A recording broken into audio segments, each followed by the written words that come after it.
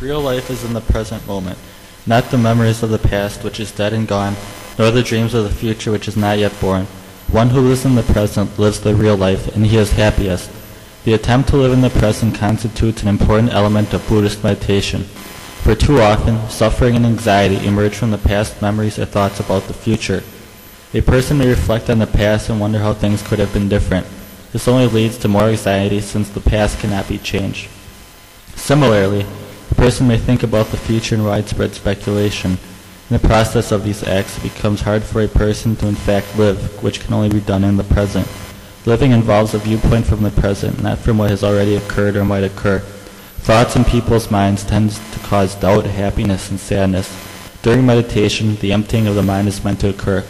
The goal of this presentation is to explain how, through the Buddhist teaching of meditative breathing, one may attempt to empty the mind, thus allowing for a mental freedom. Before meditation occurs, a clear understanding of the four foundations of mindfulness, satipatthana, should be met. Satipatthana allows for the maintaining of mindfulness, being aware of both physical and mental actions, and the advancement of it. During meditation, the foundations of body, feeling, mind states, and mental objects become connected. The body refers to the physical actions that must be taken during meditation. Feeling consists of the pains caused by memories or future thoughts that are meant to be emptied. Mind states involve the emptying of the mind, while mental actions must be done to achieve this goal. In addition, vipassana and samsara are established, providing for a clearer mental state more capable to enter into meditation.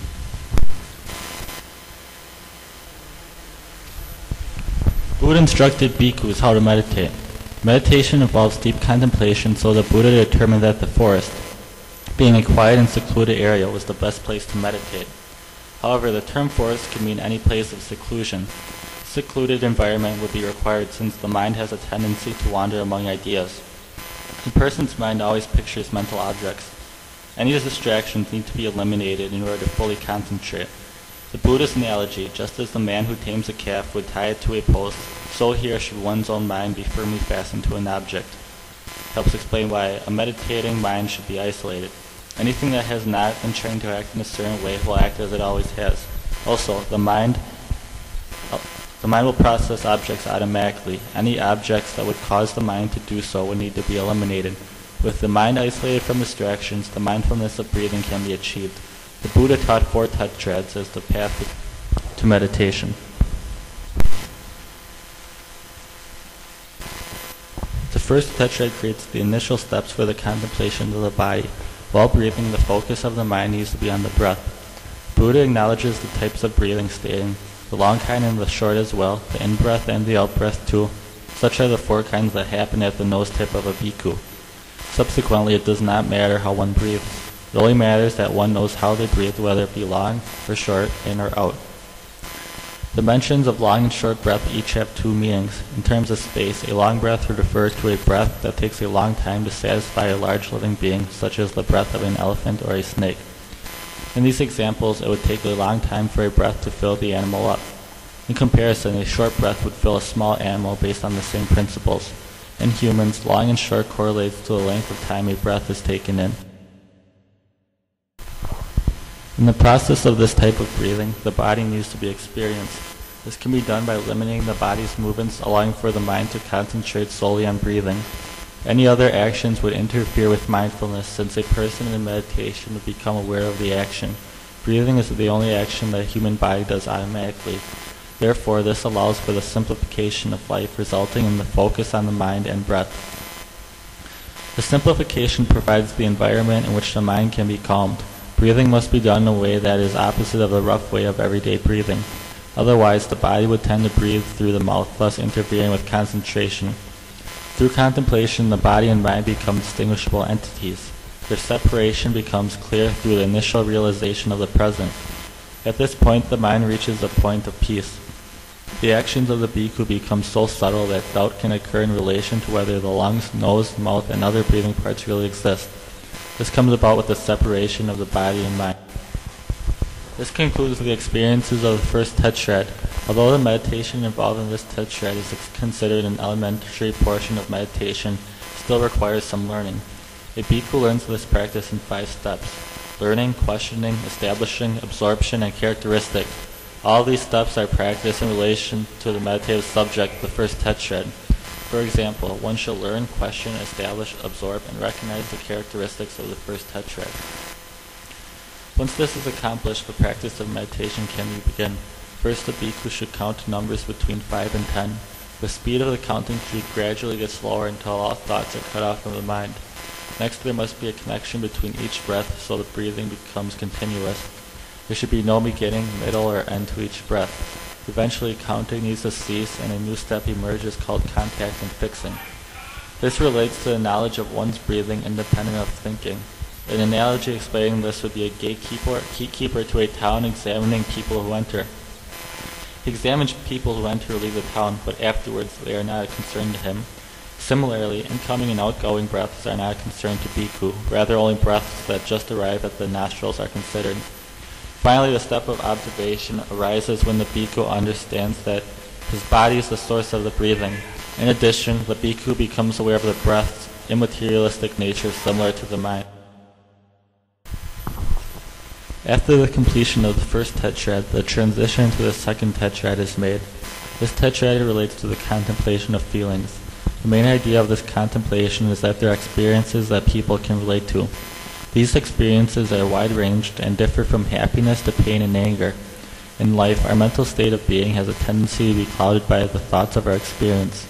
Consequently, anxiety follows. This tetrad hopes to solve this problem by calming the mind.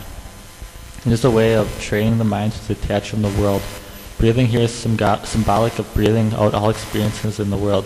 These experiences leave the body in the form of breath.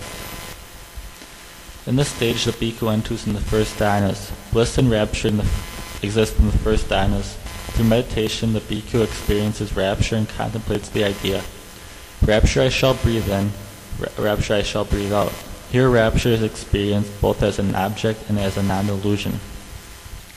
As an object, rapture is experienced at the moment of the attaining of the dana. As a non-delusion, it is experienced by contemplating rapture as perishable and destructible. By means of that mindfulness and that knowledge that rapture is experienced, it is experienced by one who adverts, who knows, who sees, who reflects, who mentally decides, who resolves the faith, who exerts energy, who establishes mindfulness, who concentrates the mind, who understands through understanding, who directly knows what is to be directly known, who fully knows what is to be fully known, who abandons what is to be abandoned, who develops what is to be developed, who realizes what is to be realized. Thus is that rapture experienced.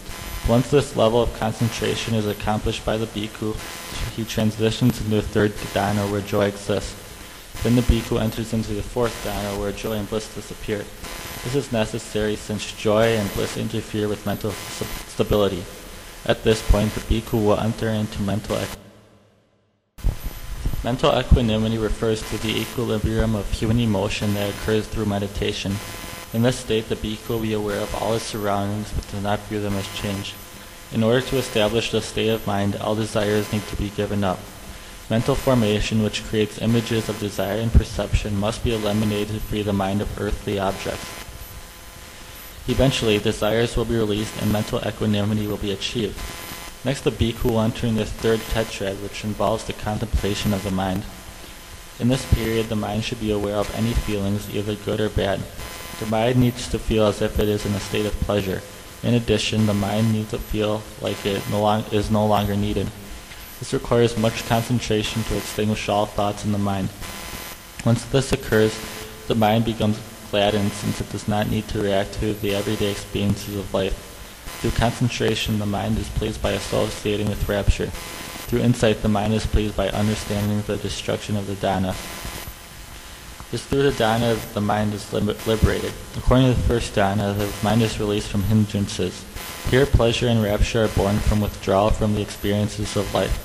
In the second dana, the mind is released from applied and sustained thought.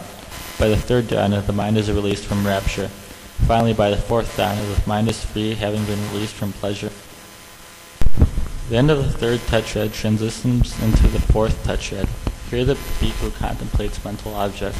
First, the bhikkhu contemplates on the 5 hindrances: lustful desires, ill will, hatred or anger, torpor and languor, restfulness and worry, and skeptical doubts. These are hindrances to any kind of understanding, for they cloud the mind of any clear thought. Then the bhikkhu contemplates the impermanence of all objects. To contemplate on the impermanence of all objects means to understand impermanence, contemplation of impermanence, and one contemplating impermanence as distinct entities. This is done with the idea that impermanence is just the rise and fall of change. Things come into being only to fall apart in dissolution. Contemplation of impermanence involves the material impermanence in the world. An object's place in the world is temporary. A bhikkhu contemplates